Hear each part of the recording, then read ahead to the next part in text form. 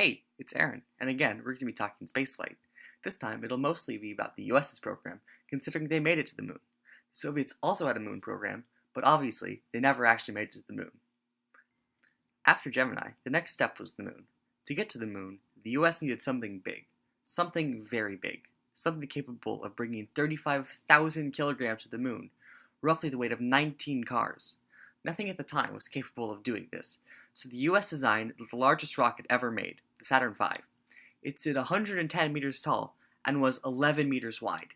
It's seriously huge. I've been to Huntsville, Alabama, where they have an upright model of the Saturn V, and according to my friends who live there, it's probably the tallest thing in the entire city.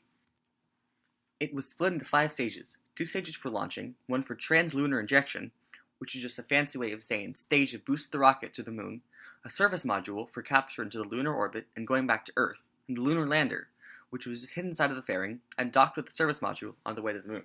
So, with the Gemini program finished, and the Saturn V and another rocket, the Saturn 1B, ready to go, the US started the Apollo program. Disaster struck before the first manned launch on Apollo 1.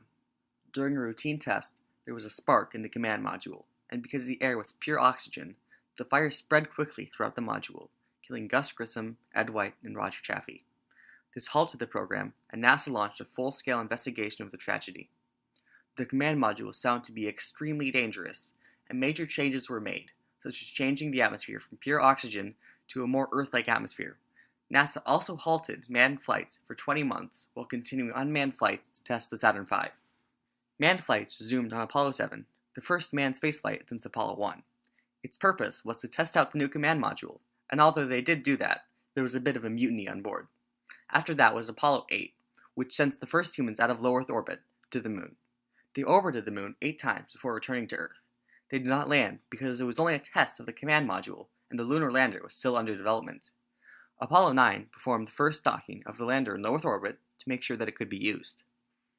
After that was Apollo 10, which was a dress rehearsal for Apollo 11.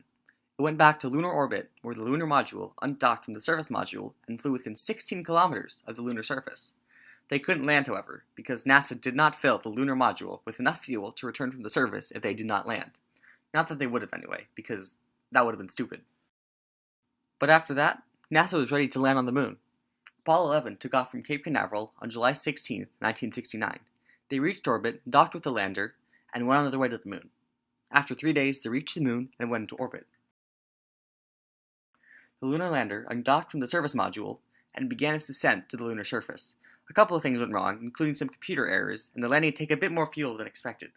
But it was all successful, and on July 20, 1969, Neil Armstrong became the first man on the moon. They returned safely to the Earth as heroes, and NASA continues the Apollo program. Apollo 12 is a success, but on Apollo 13, an oxygen tank exploded, aborting the mission's lunar landing. They flew around the moon and returned to Earth safely, a massive success from a bad failure. So, NASA did a couple more moon landings, and now all your funding's cut.